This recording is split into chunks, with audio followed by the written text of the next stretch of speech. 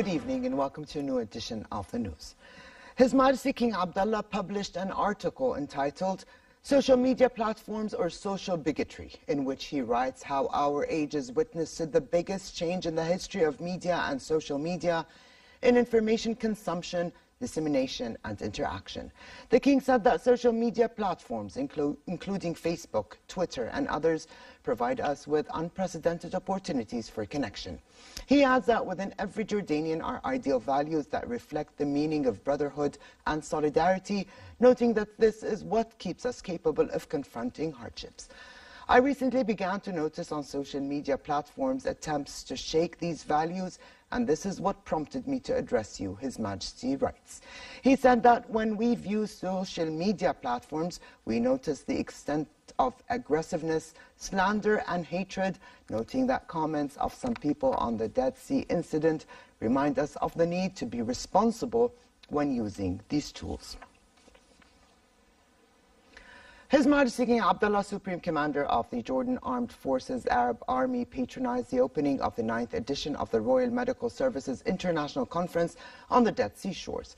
The 4-day event, themed Leadership in Healthcare, Commitment and Challenges, brings together 600 medical scientists, experts, officials and specialists from Jordan and 50 Arab and foreign countries.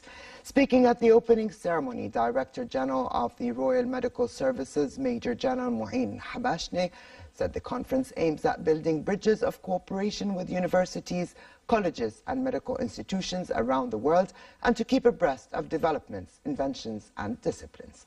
On the sidelines of the conference, His Majesty opened the 2nd edition of the Jordan Health Exhibition, in which 85 local and global companies are taking part. The 5,000 square meter exhibition is an opportunity for companies to showcase their products and demonstrate technological advancements in the global medical arena. His Majesty the King met with Canadian Foreign Minister Chrystia Freeland for talks on bilateral ties as well as the latest developments in the Middle East. His Majesty expressed appreciation for the support provided by Canada to Jordan to implement a number of development projects, agreeing to expand joint cooperation in various fields. The meeting also dealt with the Palestinian-Israeli conflict, where His Majesty stressed the importance of intensifying efforts to reach a just and permanent peace based on the two-state solution, leading to the establishment of an independent Palestinian state with East Jerusalem as its capital.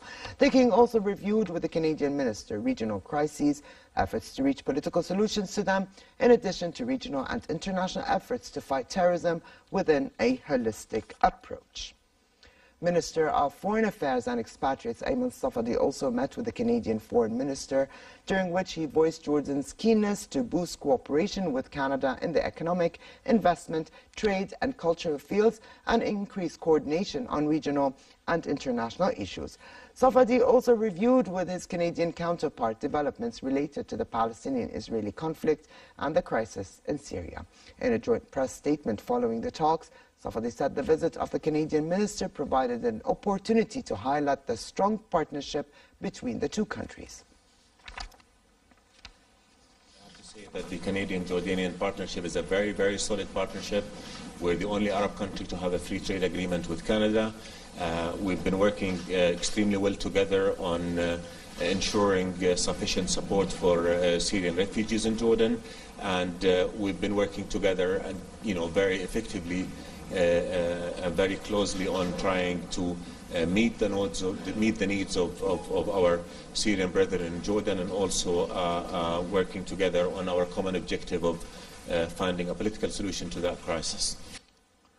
Safadi also discussed with Chairman of the German Parliament's Economic and Development Cooperation Committee, Peter Ramsauer, and members of the committee, Jordanian-German ties as well as regional developments. Safadi highlighted the strong ties between the two countries as well as the kingdom's keenness to forge closer cooperation with Germany to bring about peace and stability in the region. The meeting also dealt with the Palestinian-Israeli conflict, developments in Syria, as well as the Syrian refugee crisis. Prime Minister Omar Razzaz said that the government shoulders the practical, administrative and moral responsibility for what had happened at the Dead Sea last Thursday. During a lower House of Parliament session, Razzaz expressed deep sorrow and heartfelt condolences to all Jordanians, particularly the families of the victims of the Dead Sea tragedy. He said the duty of the government in these circumstances and at this difficult moment is not to search for a scapegoat, but rather accurately investigate the circumstances that led to this tragedy, determine those responsible for the incident, and reveal negligence and institutional dysfunction to prevent future recurrence of such a tragedy. Successful countries are not those who do not make mistakes, but are those that do not repeat these mistakes, draw lessons from them, determine responsibilities accurately, and hold those who are negligent accountable without hesitation, the Prime Minister added. Meanwhile, the lower house decided to form a committee entrusted with investigating the Dead Sea tragedy that took the lives of 21 people, most of them school children. Based on Article 56 of the Constitution, the House mandated its permanent office to form the committee and to file a report on the tragedy within 10 days. In this context, 40 MPs submitted a memorandum of no confidence against the Ministers of Education and Tourism, while 84 MPs slammed the government for its performance in handling the incident. In international news, the search continued today for bodies and the black box from an Indonesian airliner that crashed yesterday in the Java Sea with 189 people aboard. Hundreds of search and rescue personnel worked to find victims from a Boeing 737 MAX 8 operated by Lion Air. Rescuers handed 24 body bags to police, while others sorted through recovered materials, including passports and wallets. DNA samples have been taken from 132 family members of passengers on board to help with identification. The Search and Rescue Agency plans to continue their efforts into tomorrow and search via boat, air, and divers for remains and wreckage. No official body count has been released. The spokesman of the National Search and Rescue Agency said finding survivors would be a miracle.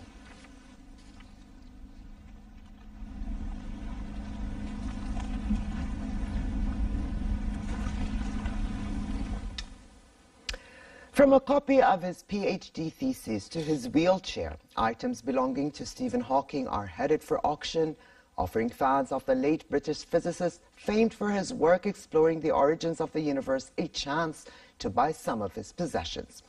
An online auction dubbed On the Shoulders of Giants, which also features documents penned by Isaac Newton, Charles Darwin and Albert Einstein, will feature 22 lots from Hawking's estate. The auction will include one of 5 known copies of his PhD thesis, Properties of Expanding Universes, as well as a motorized wheelchair Hawking used. Also up for sale are a copy of Hawking's best-selling book, A Brief History of Time, signed with his thumbprint, as well as awards and medals given to the scientists.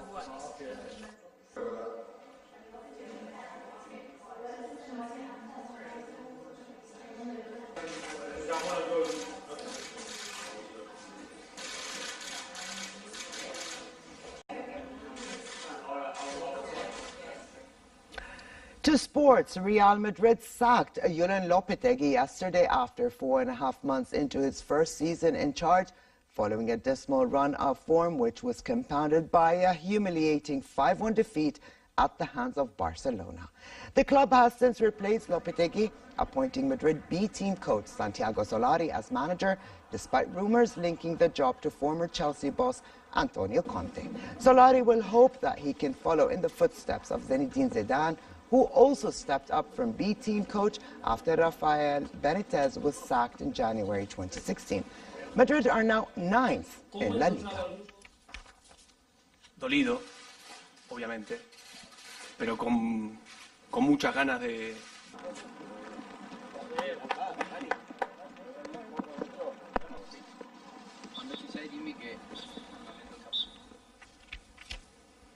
And finally, for a quick look at the weather. Pleasant conditions are expected across the kingdom tomorrow, while winds will be southeasterly moderate, picking up at times. Amman can expect a high of 23 degrees Celsius and a low of 10.